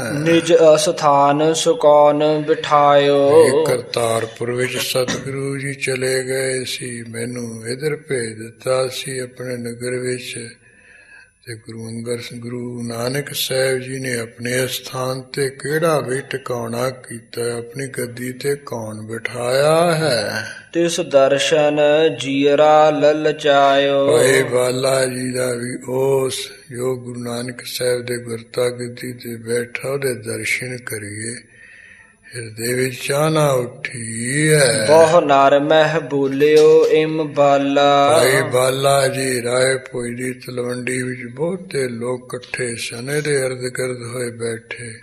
ਬਹੁਤੇ ਲੋਕਾਂ ਵਿੱਚ ਭਾਈ ਬਾਲਾ ਜੀਓ ਬੋਲੇ ਚੱਲੇ। ਇੱਕ ਸਿੱਖ ਬਚ ਭਾਖਿਓ ਤੇ ਕਾਲਾ। ਗੁਰੂ ਨਾਨਕ ਸਾਹਿਬ ਜੀ ਨੇ ਆਪਣੇ ਸਥਾਨ ਤੇ ਜਾਨਸ਼ੀਨ ਕਿਹੜਾ ਕੀਤਾ, ਕਿਹੜਾ ਤਖਤ ਤੇ ਬਿਠਾਇਆ ਹੈ। ਕੋਈ ਹੈ ਤੁਹਾਡੇ ਵਿੱਚੋਂ ਸਿਆਣਾ ਸਿੱਖ ਜਿਹਨੂੰ ਇਹ ਸਾਰਾ ਪਤਾ ਹੋਏ? ਉਹਨਾਂ ਵਿੱਚੋਂ ਇੱਕ ਸਿੱਖ ਕਹਿੰਦੇ ਬੋਲਿਆ ਹੈ, ਤਿਹਣ ਗੋਤ ਅੰਗਦ ਤੇ ਨਾਮੂ। ਉਸ ਨੇ ਕਿਹਾ ਵੀ ਭਾਈ ਬਾਲਾ ਜੀ ਤੇਨਾਂ ਦੀ ਗੋਦ ਵਿੱਚੋਂ ਹੈ, ਨਾਮ ਉਹਨਾਂ ਦਾ ਪਹਿਲਾਂ ਲੈਣਾ ਸੀ। ਇਸ ਸਮੇਂ ਹੁਣ ਗੁਰੂ ਅੰਗਦ ਸਾਹਿਬ ਜੀ ਹੈ। ਗੁਰਤਾ ਉਚਿਤ ਭਇਓ ਅਬਰਾਮੂ। ਉਹ ਜਿਹੜੇ ਗੁਰੂ ਨਾਨਕ ਸਾਹਿਬ ਦੇ ਗੁਰਤਾ ਗੱਦੀ ਦੇ ਯੋਗ ਸੋਹਣੇ ਢੰਗ ਨਾਲ ਹੋਏ ਹਨ, ਗੁਰੂ ਅੰਗਦ ਸਾਹਿਬ ਜੀ। ਕਬਿਤ ਸ਼ਰੁਤ ਸੁਨ ਬਾਲੇ ਬਾਤ ਭਇਓ ਪੁੱਲ ਕਾਤ ਗਾਤ। ਉਹ ਸਿੱਖ ਤੋਂ ਸੁਣ ਕੇ ਉਸ ਵੇਲੇ ਭਾਈ ਬਾਲੇ ਜੀ ਦਾ ਜਿਹੜਾ ਸਰੀਰ ਦਾ ਲਹੂ ਕੰਡਾ ਖੜਾ ਹੋ ਗਿਆ, ਖੁਸ਼ੀ ਵਿੱਚ ਰੋਂ ਰੋਂ ਖੜੇ ਹੋ ਗਏ ਹਨ। ਅੰਗ ਨਾ ਸਮਾਤ ਚੱਲਿਓ ਤਾਹਾਂ ਤਬ ਧਾਇ ਕੈ। ਭਾਈ ਬਾਲਾ ਖੁਸ਼ੀ ਵਿੱਚ ਅੰਗਾਂ ਵਿੱਚ ਸਮਾਉਂਦਾ ਨਹੀਂ। ਉਸੇ ਵੇਲੇ ਰਾਏ ਭੋਈ ਦੀ ਤਲਵੰਡੀ ਤੋਂ ਤਦੋਂ ਕਹਿੰਦੇ ਦੌੜਦਾ ਹੋਇਆ ਜਾਨੀ ਤੇਜ਼ੀ ਨਾਲ ਚੱਲਿਆ ਹੈ ਖਡੂਰ ਸਾਹਿਬ ਵੱਲ ਨੂੰ। ਕਾਤਿਕ ਦਿਵਸ ਪੁੰਨਿ ਆਏ ਸੋ ਦੀਦਾਰ ਕੀਨੋ। ਜਦੋਂ ਭਾਈ ਬਾਲਾ ਜੀ ਖਡੂਰ ਸਾਹਿਬ ਵਿੱਚ ਆਇਆ ਹੈ, ਉਸ ਵੇਲੇ ਕੱਤੇ ਦੀ ਪੂਰਨਮਾਸੀ ਦਾ ਦਿਨ ਸੀ, ਯਾਨੀ ਗੁਰੂ ਨਾਨਕ ਸਾਹਿਬ ਜੀ ਦਾ ਅਵਤਾਰ ਦਿਹਾੜਾ ਸੀ। ਉਸ ਦਿਨ ਆ ਕੇ ਭਾਈ ਬਾਲਾ ਜੀ ਨੇ ਗੁਰੂ ਅੰਗਦ ਸਾਹਿਬ ਦੇ ਦਰਸ਼ਨ ਕੀਤੇ ਖਡੂਰ ਸਾਹਿਬ ਵਿਖੇ। ਕਰੀ ਕਾਰ ਬੰਦ ਅਬ ਬੰਦ ਸੀਸ ਨਾਇਕ। ਦੋਵੇਂ ਹੱਥ ਜੋੜ ਕੇ ਤੇ ਬਹੁਤ ਹੀ ਹਿਰਦੇ ਦੀ ਸ਼ਰਧਾ ਨਾਲ ਸਿਰ ਨਵਾ ਕੇ ਨੇ ਨਮਸਕਾਰ ਕੀਤੀ। ਦੇਖਤ ਮਗਨ ਭਇਓ ਆਵਨ ਸਫਲ ਕੀਓ। ਗੁਰੂ ਅੰਗਦ ਸਾਹਿਬ ਦੇ ਦਰਸ਼ਨ ਦੇਖ ਕੇ ਭਾਈ ਬਾਲਾ ਤਾਂ ਮਸਤ ਹੋ ਗਿਆ। ਆਪਣਾ ਜਿਹੜਾ ਰਾਏ ਭੋਈ ਦੀ ਤਲਵੰਡੀ ਚ ਆਉਣਾ ਸੀ, ਉਹਨੂੰ ਸਫਲ ਕਰ ਲਿਆ ਵੀ ਮੇਰਾ ਆਉਣਾ ਸਫਲ ਹੋ ਗਿਆ ਹੈ। ਬੈਠਿਓ ਸੁਖ ਮਾਨ ਗੁਰ ਆਇ ਸੁਖ ਪਾਇ ਕੈ। ਗੁਰੂ ਅੰਗਦ ਸਾਹਿਬ ਦੀ ਆਗਿਆ ਪਾ ਕੇ ਭਾਈ ਬਾਲਾ ਜੀ ਸੁਖ ਮੰਨ ਕੇ ਬੈਠ ਗਿਆ, ਚੌਂਕੜਾ ਮਾਰ ਕੇ। ਸਤ ਕਰ ਤਾਰ ਕੋ ਉਚਾਰ ਕੇ ਬੁਝਤ ਪੁਨ। ਉਸ ਵੇਲੇ ਗੁਰੂ ਅੰਗਦ ਸਾਹਿਬ ਵੀ ਸਤ ਕਰਤਾਰ ਉਚਾਰਨ ਕਰਕੇ ਫਿਰ ਭਾਈ ਬਾਲਾ ਜੀ ਨੂੰ ਪੁੱਛਣ ਲੱਗ ਪਏ ਹਨ, ਕਿਤਹੁ ਤੇ ਆਏ ਤੁਮ ਦੀਜੀਏ ਸੁਨਾਇ ਕੈ। ਇਹ ਬਜ਼ੁਰਗਾ ਤੂੰ ਕਿਸ ਤਰਫ ਤੋਂ ਆਇਆ, ਚੱਲ ਕੇ ਸੁਣਾ ਕੇ ਸਾਨੂੰ ਦੱਸ ਦਈਏ। ਦੋਹਰਾ ਜਥਾ ਸ਼ਕਤ ਜੋ ਭੇਟ ਥੀ। ਉਸ ਵੇਲੇ ਜਿਸ ਤਰ੍ਹਾਂ ਦੀ ਸ਼ਕਤੀ ਸੀ, ਉਸ ਤਰ੍ਹਾਂ ਦੀ ਜਿਹੜੀ ਕੋਈ ਭੇਟਾ ਭਾਈ ਬਾਲਾ ਜੀ ਦੇ ਕੋਲ ਸੀ, ਆਗੈ ਧਰੀ ਗੁਰੂ ਬਨਾਏ। ਅੰਗਦ ਸਾਹਿਬ ਜੀ ਦੇ ਅੱਗੇ ਸ਼ਰਧਾ ਭਾਵਨਾ ਨਾਲ ਬਣਾ ਸਵਾਰ ਕੇ ਰੱਖ ਦਿੱਤੀ। ਪੁਨ ਬਾਲਾ ਬੋਲਤ ਭਇਓ। ਭੇਟਾ ਰੱਖ ਕੇ ਫਿਰ ਭਾਈ ਬਾਲਾ ਜੀ ਬੋਲੇ ਹਨ। ਬਿਨੈ ਬਚਨ ਮਹਿ ਪਾਏ। ਜਿਹੜਾ ਬਚਨ ਆ ਉਹਨੂੰ ਬੇਨਤੀ ਵਿੱਚ ਪਾ ਕੇ, ਪਰ ਬੇਨਤੀ ਰੂਪ ਵਿੱਚ ਬਚਨ ਕਹਿਣ ਲੱਗੇ ਹਨ।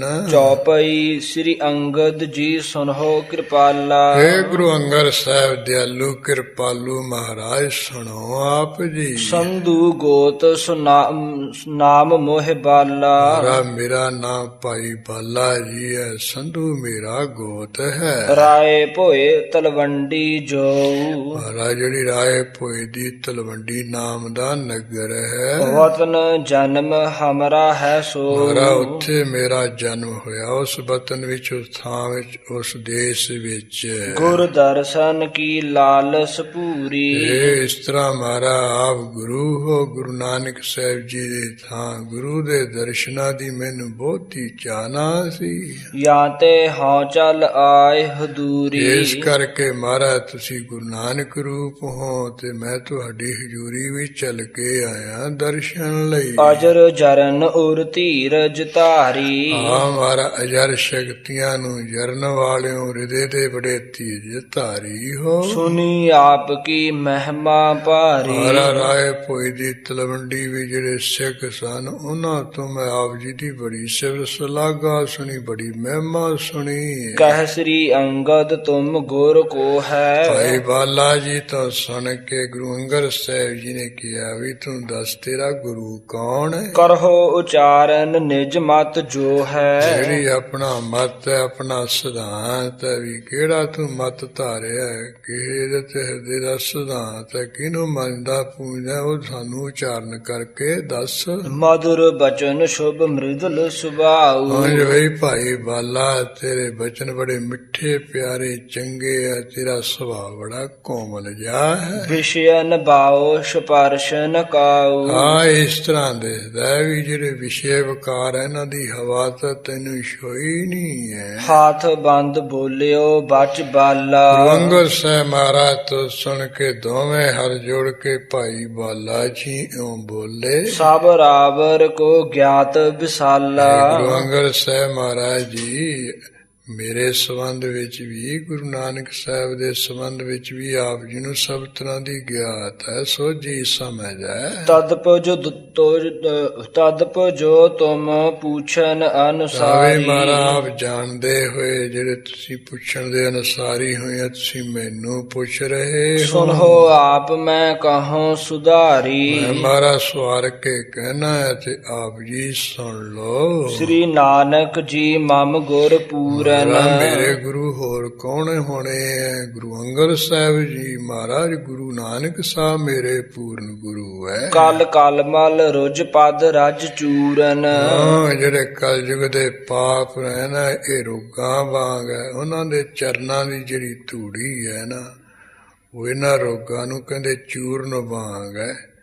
ਭਾਵ ਗੁਰੂ ਨਾਨਕ ਸਾਹਿਬ ਦੇ ਚਰਨਾਂ ਦੀ ਜਿਹੜੀ ਧੂੜੀ ਹੈ ਚੂਰਨ ਵਾਂਗ ਹੈ ਤੇ ਪਾਪਾ ਰੂਪੀ ਰੋਗਾਂ ਨੂੰ ਨਾਸ਼ ਕਰਨ ਵਾਲੀ ਹੈ। ਦੰਭ ਮਤੰਗਹ ਕੋ ਸਾਰ ਕੇਸਰ। ਫਿਰ ਗੁਰੂ ਨਾਨਕ ਸਾਹਿਬ ਦੇ ਜਿਹੜੇ ਬਚਨ ਹੈ ਜਾਂ ਦਰਸ਼ਨ ਦਿਦਾਰ ਹੈ, ਪਖੰਡ ਰੂਪੀ ਜਿਹੜਾ ਬੜਾ ਹਾਥੀ ਹੈ, ਉਹਨੂੰ ਭਜਾਉਣ ਵਾਸਤੇ ਸ਼ੇਰ ਦੇ ਸਮਾਨ ਹੈ। ਭਾਉ ਭਗਤ ਕ੍ਰਿਖ ਜਗਤ ਸੋ ਜਲ ਧਰ। ਜੋ ਗੁਰੂ ਨਾਨਕ ਸਾਹਿਬ ਦੇ ਦਰਸ਼ਨ ਹੈ ਜਾਂ ਉਹਨਾਂ ਦੀ ਬਾਣੀ ਹੈ, ਪ੍ਰੇਮਾ ਭਗਤੀ ਰੂਪੀ ਜਿਹੜੀ ਖੇਤੀ ਹੈ, ਇਹਨੂੰ ਪ੍ਰਫੁੱਲਤ ਕਰਾਉਣ ਵਾਸਤੇ, ਹਰਾ ਭਰਾ ਰੱਖਣ ਵਾਸਤੇ ਸੰਸਾਰ ਦੇ ਵਿੱਚ ਉਹ ਬੱਦਲ ਰੂਪ ਸਨ। ਸੁਨ ਸ੍ਰੀ ਅੰਗਦ ਬਚਨ ਉਚਾਰਿਓ।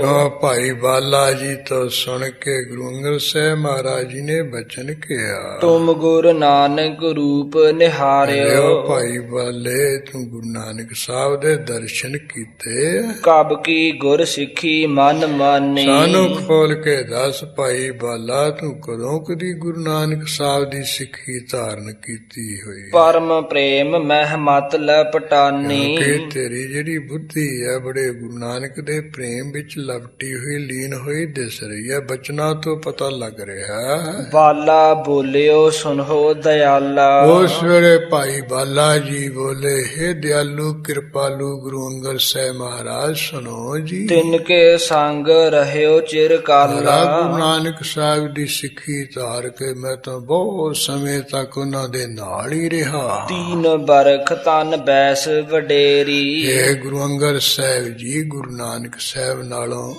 ਮੇਰੀ ਜਿਹੜੀ ਉਮਰ ਹੈ ਨਾ, ਉਹ 3 ਸਾਲ ਵੱਡੀ ਹੈ। ਭਾਵ ਗੁਰੂ ਨਾਨਕ ਸਾਹਿਬ ਜੀ ਦਾ 1526 ਬਿਕਰਮੀ ਸੰਮਤ ਕੱਤਕ ਦੀ ਪੂਰਨਮਾਸੀ ਵਾਲੇ ਦਿਨ ਅਵਤਾਰ ਹੋਇਆ ਸੀ। ਭਾਈ ਬਾਲਾ ਜੀ 1523 ਬਿਕਰਮੀ 14 ਚੇਤ ਦਿਨ ਵੀਰਵਾਰ ਨੂੰ ਰਾਏ ਭੋਈ ਦੀ ਤਲਵੰਡੀ ਵਿਖੇ ਚੰਦਰਪਾਨ ਦੇ ਗ੍ਰਹਿ ਵਿਖੇ ਮਾਤਾ ਅਨੋਖੀ ਜੀ ਦੇ ਉਦਰ ਰਾਹੀਂ ਆਪ ਪੈਦਾ ਹੋਏ ਸਨ। ਇਸ ਤਰ੍ਹਾਂ ਇਹ ਭਾਈ ਬਾਲਾ ਜੀ ਕਹਿ ਰਿਹਾ, ਗੁਰੂ ਨਾਨਕ ਸਾਹਿਬ ਨਾਲੋਂ ਮਹਾਰਾਜ ਮੇਰੀ 3 ਸਾਲ ਉਮਰ ਵੱਡੀ ਹੈ। ਬਾਲ ਧਰਨ ਬੈ ਬੀਤੀ ਬਤੇਰੀ। ਇਸ ਕਰਕੇ ਗੁਰੂ ਨਾਨਕ ਸਾਹਿਬ ਜੀ ਦੇ ਨਾਲ ਮਹਾਰਾਜ ਬਾਲਕ ਉਮਰਾਂ ਤੋਂ ਲੈ ਕੇ ਬਹੁਤ ਉਮਰ ਮੇਰੀ ਉਹਨਾਂ ਨਾਲ ਹੀ ਰਹਿੰਦੇ ਆ ਬੀਤੀ ਹੈ। ਦੋਹਰਾ ਦਹ ਦਿਸ ਦਰਸ ਦਿਖਾਇਓ। ਇਸ ਤਰ੍ਹਾਂ ਗੁਰੂ ਨਾਨਕ ਸਾਹਿਬ ਜੀ ਨੇ ਦਸਾਂ ਦਿਸ਼ਾ ਵਿੱਚ ਜਾ ਕੇ ਹਰ ਪਾਸੇ ਦਰਸ਼ਨ ਦਿਖਾਏ, ਹਰ ਪਾਸੇ ਦਰਸ਼ਨ ਬਖਸ਼ੇ। ਦਇਆ ਦ੍ਰਿਸ਼ਟ ਕੋ ਦੇਖ। ਇਹ ਦਇਆ ਵਾਲੀ ਨਿਗਾਹ ਨਾਲ ਵੇਖ ਕੇ ਗੁਰੂ ਨਾਨਕ ਸਾਹਿਬ ਜੀ ਨੇ ਨਿਕਟ ਰਹਿਤ ਤਿਮ ਚਰਨ ਹਮ।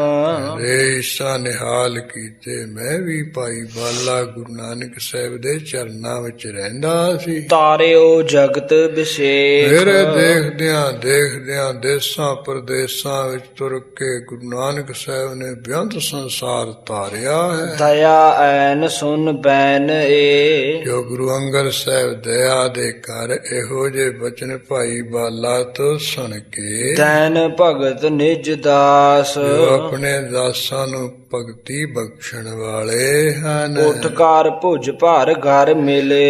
ਉਸੇ ਵੇਲੇ ਗੁਰੂ ਅੰਗਦ ਸਾਹਿਬ ਜੀ ਉੱਠ ਕੇ ਜਫੀ ਵਿੱਚ ਲੈ ਕੇ ਨਾ ਭਾਈ ਬਾਲਾ ਜੀ ਨੂੰ ਮਿਲੇ ਜੁਲੇ। ਉਰ ਧਾਰ ਪਰਮ ਹੁਲਾਸ। ਹਿਰਦੇ ਵਿੱਚ ਬਹੁਤ ਹੀ ਪ੍ਰੇਮ ਪਿਆਰ, ਬਹੁਤ ਹੀ ਜਿਹੜਾ ਪ੍ਰਸੰਨਤਾ ਧਾਰਨ ਕੀਤੀ ਆਪ ਜੀ ਨੇ। ਚੌਪਈ ਬਹੁਰ ਬਿਲੋਚਨ ਮੁਚਾ ਬਿਰਾਗਾ। ਉਸ ਵੇਲੇ ਫਿਰ ਗੁਰੂ ਅੰਗਦ ਸਾਹਿਬ ਦੇ ਨੇਤਰਾਂ ਵਿੱਚੋਂ ਬਰਾਗ ਦਾ ਜਲ ਕਹਿੰਦੇ ਨਿਕਲਣ ਲੱਗਿਆ। ਕਰ ਉਰ ਚਰਨਨ ਬਰ ਅਨੁਰਾਗਾ। ਗੁਰੂ ਨਾਨਕ ਸਾਹਿਬ ਦੇ ਚਰਨਾਂ ਕਮਲਾਂ ਦਾ ਹਿਰਦੇ ਵਿੱਚ ਧਿਆਨ ਧਰ ਕੇ ਉਹ ਬਰਾਗ ਦਾ ਜਲ ਨਿਕਲਣ ਲੱਗਿਆ ਨੇਤਰਾਂ ਰਾਹੀਂ। ਧੀਰ ਨ ਧਰ ਹੈ ਅਧਿਕ ਧਰ ਆਂਸ਼ੂ। ਐਸੇ ਜ਼ਿਆਦਾ ਹੀ ਅਥਰੂ ਕਿਰੜੀ ਹੈ, ਧੀਰਜ ਨਹੀਂ ਧਾਰ ਰਹੇ ਗੁਰੂ ਅੰਗਦ ਸਾਹਿਬ ਮਹਾਰਾਜ। ਪਰਤ ਪ੍ਰੀਤ ਕੀ ਭਗਤ ਉਲਾਸੂ। ਭਗਤ ਪ੍ਰੀਤ ਕੀ ਭਗਤ ਉਲਾਸੂ। ਪਰਤ ਹਾਂਜੀ, ਪਰਤ ਪ੍ਰੀਤ ਕੀ ਭਗਤ ਉਲਾਸੂ। ਹਾਂ, ਇਸ ਤਰ੍ਹਾਂ ਕਹਿੰਦੇ ਜਿਹੜੀ ਪ੍ਰੀਤੀ ਪ੍ਰੇਮਾ ਭਗਤੀ ਦੀ ਪ੍ਰੀਤੀ ਉਹਦਾ ਹੁਲਾਸ ਸੀ ਐਸਾ ਹੈ। ਸਵਤਾ ਅਸਤ ਨਿਸਾ ਹੋਏ ਆਈ। ਇਸ ਤਰ੍ਹਾਂ ਕਹਿੰਦੇ ਜਿਹੜਾ ਸੂਰਜ ਛਿਪ ਗਿਆ ਤੇ ਜਿਹੜੀ ਰਾਤ ਹੋਈ ਆਈ ਹੈ, ਹਨੇਰਾ ਹੋ ਗਿਆ ਹੈ। ਬਾਲਾ ਰਹਿਤ ਭਇਓ ਤਿਹ ਥਾਈ। ਭਾਈ ਬਾਲਾ ਜੀ ਇਸ ਤਰ੍ਹਾਂ ਗੁਰੂ ਅੰਗਦ ਸਾਹਿਬ ਮਹਾਰਾਜ ਦੇ ਘੋੜੀਏ ਖਡੂਰ ਸਾਹਿਬ ਵਿਖੇ ਰਹਿ ਪਿਆ ਹੈ। ਸਿੱਖ ਸੰਗਤ ਜਹ ਮਿਲ ਸਮੁਦਾਇਆ। ਜਿੱਥੇ ਉਹ ਸਰਾਮ ਵਿੱਚ ਧਰਮਸ਼ਾਲਾ ਵਿੱਚ ਬਹੁਤੀਆਂ ਸਿੱਖ ਸੰਗਤਾਂ ਇਕੱਠੀਆਂ ਹੋਈਆਂ ਸਨ। ਤਹਾਂ ਬਸਿਓ ਸਭ ਹਿਨ ਮਨ ਪਾਇਆ। ਭਾਈ ਬਾਲਾ ਜੀ ਰਾਤ ਨੂੰ ਉਸ ਸਰਾਮ ਵਿੱਚ ਰਹੇ। ਸੰਗਤਾਂ ਦੇ ਮਨਾਂ ਵਿੱਚ ਬੜਾ ਚੰਗਾ ਲੱਗਿਆ ਹੈ। ਨਿਸਮੈ ਭਨਤ ਰਹਿਓ ਤਿੰਨ ਸਾਥਾ। ਉਹ ਜਿਹੜੇ ਸਰਾਂ ਵਿੱਚ ਗੁਰੂ ਕੇ ਸਿੱਖ ਸੇਵਕ ਉਹਨਾਂ ਦੇ ਨਾਲ ਵੀ ਭਾਈ ਬਾਲਾ ਜੀ ਗੁਰੂ ਨਾਨਕ ਸਾਹਿਬ ਜੀ ਦੇ ਸੰਬੰਧ ਵਿੱਚ ਪ੍ਰਸੰਗ ਸੁਣਾਉਂਦਾ ਰਿਹਾ, ਕਹਿੰਦਾ ਰਿਹਾ। ਸ੍ਰੀ ਨਾਨਕ ਕੀ ਸੁੰਦਰ ਗਾਥਾ। ਜੋ ਗੁਰੂ ਨਾਨਕ ਸਾਹਿਬ ਦੀ ਸੋਹਣੀ ਗਾਥਾ, ਸੋਹਣੀ ਕਥਾ ਹੈ। ਅੰਗਦ ਮਗਨ ਲਗਿਓ ਮਨ ਧਿਆਨਾ। ਇਧਰ ਗੁਰੂ ਅੰਗਦ ਸਾਹਿਬ ਜੀ ਮਗਨ ਹੋ ਗਏ, ਮਸਤ ਹੋ ਗਏ, ਧਿਆਨ ਲੱਗਿਆ ਰਾਤ ਸਮੇਂ। ਆਸਨ ਬੈਸਿਓ ਭਈ ਵਿਹਾਨਾ। ਚੌਕੜਾ ਮਾਰਿਆ ਇੱਕੋ ਆਸਣ ਤੇ ਬੈਠਿਆਂ ਬੈਠਿਆਂ ਧਿਆਨ ਵਿੱਚ ਮਸਤ ਹੋਇਆ। ਰਾਤ ਲੰਘ ਗਈ ਹੈ, ਰਾਤ ਬਤੀਤ ਹੋ ਗਈ ਹੈ। ਪੁਨ ਪੂਖਨ ਪ੍ਰਕਾਸ਼ਿਤ ਭਇਓ। ਫਿਰ ਜਦੋਂ ਦਿਨ ਜਾ ਚੜਿਆ ਤੇ ਸੂਰਜ ਦਾ ਪ੍ਰਕਾਸ਼ ਹੋਇਆ ਹੈ। ਛੁੱਟੀ ਸਮਾਧ ਇਸ਼ਨਾਨੰ ਕਯੋ। ਗੁਰੂ ਅੰਗਦ ਸਾਹਿਬ ਮਹਾਰਾਜ ਦੀ ਸਮਾਧੀ ਖੁੱਲ ਗਈ ਹੈ ਤੇ ਆਪ ਜੀ ਨੇ ਇਸ਼ਨਾਨ ਆਦਿਕ ਕਰ ਕਰਾ ਲਿਆ ਹੈ। ਵੈਸੇ ਬਹੁਰ ਬੁਲਾਇਓ ਬਾਲਾ। ਫਿਰ ਗੁਰਤਾ ਗੱਦੀ ਦੇ ਤਖਤ ਉੱਪਰ ਗੁਰੂ ਅੰਗਦ ਸਾਹਿਬ ਜੀ ਆ ਬੈਠੇ ਤੇ ਭਾਈ ਬਾਲਾ ਜੀ ਨੂੰ ਉਸ ਸਰਾਂ ਦੇ ਵਿੱਚੋਂ ਆਪਣੇ ਕੋਲ ਸਦ ਬੁਲਾ ਲਿਆ। ਬੰਦਨ ਕਰੀ ਆਨ ਤਤਕਾਲਾ। ਉਸੇ ਵੇਲੇ ਭਾਈ ਬਾਲਾ ਜੀ ਨੇ ਬੜੀ ਛੇਤੀ ਆ ਕੇ ਗੁਰੂ ਅੰਗਦ ਸਾਹਿਬ ਜੀ ਦੇ ਚਰਨਾਂ ਤੇ ਨਮਸਕਾਰ ਕੀਤੀ, ਮੱਥਾ ਟੇਕਿਆ ਤੇ ਸਜ ਗਿਆ ਹੈ। ਜਿਸ ਤਰ੍ਹਾਂ ਫਿਰ ਭਾਈ ਬਾਲਾ ਜੀ ਦੇ ਬੈਠਣ ਸਾਰ ਜੋ ਗੁਰੂ ਅੰਗਦ ਸਾਹਿਬ ਜੀ ਨੇ ਫਿਰ ਇਹਨਾਂ ਨੂੰ ਸੰਬੋਧਨ ਕਰਦਿਆਂ ਹੋਇਆ ਵਚਨ ਬਿਲਾਸ ਕਹੇ। ਵੀ ਜੇ ਤੂੰ ਗੁਰੂ ਨਾਨਕ ਸਾਹਿਬ ਜੀ ਦੇ ਨਾਲ ਬਹੁਤਾ ਸਮਾਂ ਰਿਹਾ ਤੇ ਸਾਰਾ ਕੁਝ ਦੇਖਦਾ ਰਿਹਾ, ਫਿਰ ਸਾਰਾ ਕੁਝ ਸਾਨੂੰ ਸੁਣਾ।